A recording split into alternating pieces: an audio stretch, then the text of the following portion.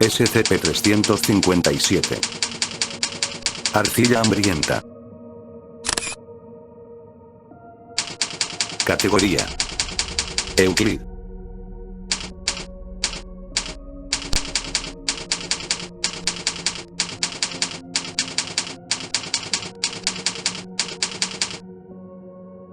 Descripción: SCP-357 es una sustancia maleable con una densidad de 250 kilogramos por metro cúbico. Se ha observado que el material refleja toda la radiación con un 100% de eficiencia. Hasta la fecha, el análisis químico de SCP-357 no ha arrojado resultados concluyentes. La microscopia electrónica de SCP-357 no ha mostrado granularidad inherente a ningún nivel. Estos dos últimos resultados sugieren que SCP-357 puede no ser de naturaleza atómica. Sin embargo, no ha habido hipótesis satisfactorias en cuanto a cómo la materia bariónica es capaz de interactuar con ella. Cuando se les permite a los investigadores interactuar físicamente con SCP-357, describen que tiene una consistencia similar a la de la pasta de modelar de la marca Play-Doh. Sin embargo, a diferencia de la pasta Play-Doh, SCP-357 no conservará su forma durante mucho tiempo si se deja en reposo.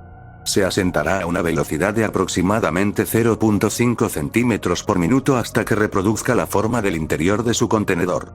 SCP-357 formará un menisco dentro del contenedor de 7.5 centímetros de altura. El grosor de la sustancia en la parte superior del menisco es de 1 milímetros, en cuyo punto se fusiona con la superficie del recipiente siguiendo una curva gaussiana. Si se deja reposar sobre una superficie plana, SCP-357 se extenderá hasta que su espesor medio no supere 1 milímetro. El borde de la masa sigue la misma función gaussiana que se ve en el menisco. Si se coloca materia sólida en un recipiente con SCP-357, se hundirá en la sustancia a una velocidad constante de 0.5 centímetros por minuto. SCP-357 desplazará el volumen apropiado como lo haría cualquier otro fluido. Si el objeto sólido es absorbido completamente por SCP-357, será imposible diferenciarlo de SCP-357.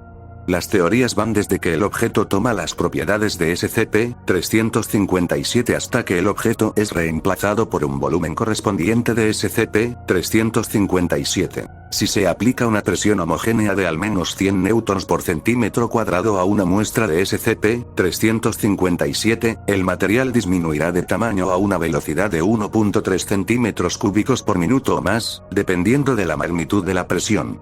Cuando se comprime de esta manera, la densidad de SCP-357 no cambia. Más bien, la masa disminuye al mismo ritmo que el volumen. Actualmente se desconoce a dónde va el exceso de masa.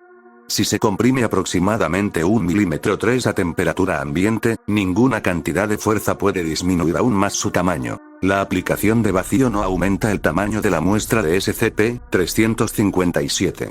El único método encontrado para aumentar su masa es a través de la absorción de materia. Anexo 357-1. SCP-357 fue producido inicialmente por un ciclotrón en 1900. Censurado. En datos borrados. A todos los investigadores responsables se les dio un amnéstico clase B, con excepción del Dr. Censurado. A quien se le otorgó autorización nivel 2 y se le permitió realizar investigaciones adicionales sobre SCP-357. Hasta la fecha, los resultados del experimento inicial que produjo SCP-357 no se han podido reproducir. Como precaución, los laboratorios de física de partículas y colisionadores de partículas son monitoreados periódicamente en busca de descubrimientos similares. Anexo 357-2. Está pendiente de revisión el uso de SCP-357 para la eliminación de objetos peligrosos en poder de la Fundación. Hasta que se entiendan de manera más exacta las propiedades de SCP-357, particularmente en ambientes de alta energía, la aprobación será retenida.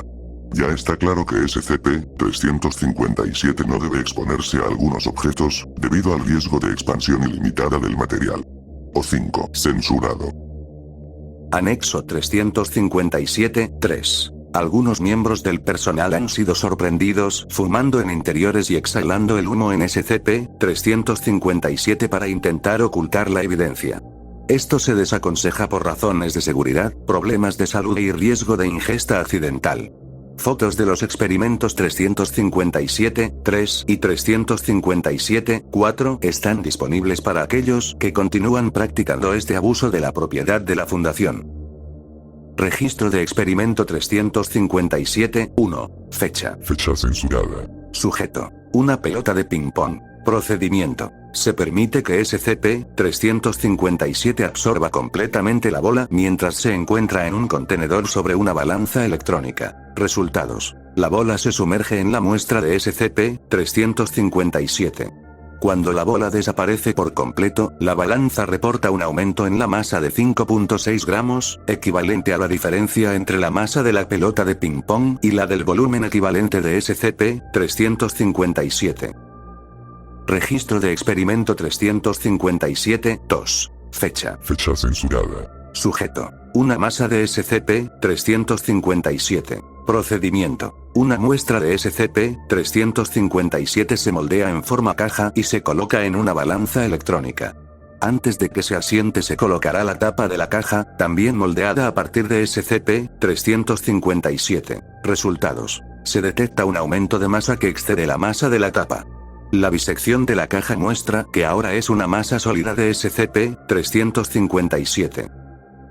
Registro de experimento 357-3. Fecha. Fecha censurada. Sujeto. Un Ratus norvegicus sano. Procedimiento. Una muestra de 5 metros cúbicos de SCP-357 se coloca dentro del alimento de la rata.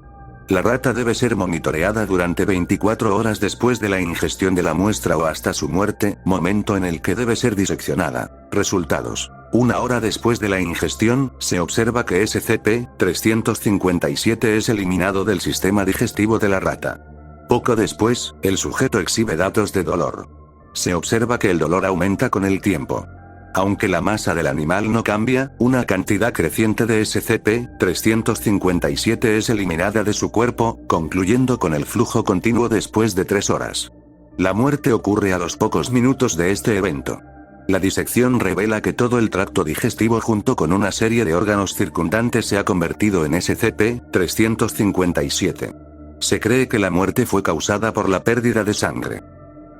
Registro de experimento 357-4. Fecha. Fecha censurada. Sujeto. Un Ratus norvegicus sano. Procedimiento. El procedimiento es idéntico al experimento 357-3. El sujeto recibe un suministro intravenoso de sangre para prevenir la muerte prematura. Resultados. El flujo de SCP-357 extruido de la rata continúa a un ritmo constante. Después de 30 minutos, el sujeto se vuelve cada vez más letárgico. 15 minutos después, la muerte ocurre. La disección muestra que gran parte de las vísceras de la rata habían sido reemplazadas por SCP-357, junto con una parte significativa de su masa muscular. Se determinó que la causa de la muerte se debe a la conversión de parte del músculo cardíaco en SCP-357. Registro de experimento 357-5. Fecha. Fecha censurada. Sujeto. SCP-357 en condiciones criogénicas. Procedimiento. SCP-357 se coloca en un entorno con helio líquido y se comprime mecánicamente. Resultados. Se aplica una presión de 100 newtons por centímetro cuadrado sobre SCP-357. La muestra solo se ha podido comprimir a 0.01 milímetro cúbico. Durante la compresión, se permitió que la muestra volviera a temperatura ambiente. Cuando se retiró la presión, la muestra volvió inmediatamente a un volumen de 1 milímetro cúbico. Registro de experimento 357-6. Fecha. Fecha censurada. Sujeto. SCP-357 en condiciones de alta temperatura. Procedimiento. Se comprime SCP-357 a 1 milímetro cúbico a temperatura ambiente. A continuación, el mecanismo es calentado a un ambiente de alrededor de 1000 grados centígrados y luego se libera la muestra. Resultados. Al llegar a los 750 grados centígrados dentro del mecanismo de compresión, SCP-357 se expande con fuerza suficiente para dañarlo.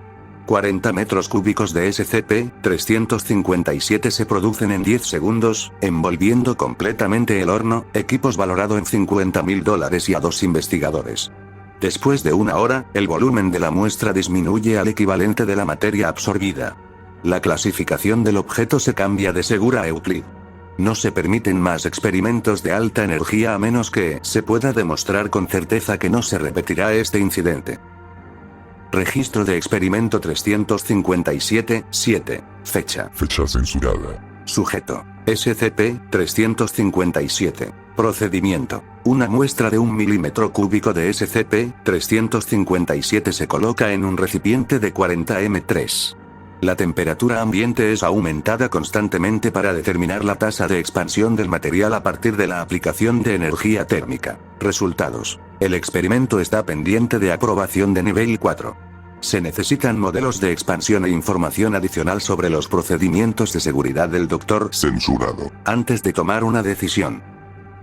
Procedimientos especiales de contención. Una muestra de 10 kilogramos de SCP-357 deberá ser contenida en un recipiente herméticamente cerrado dentro de una habitación de 3 metros cúbicos en el sitio 19.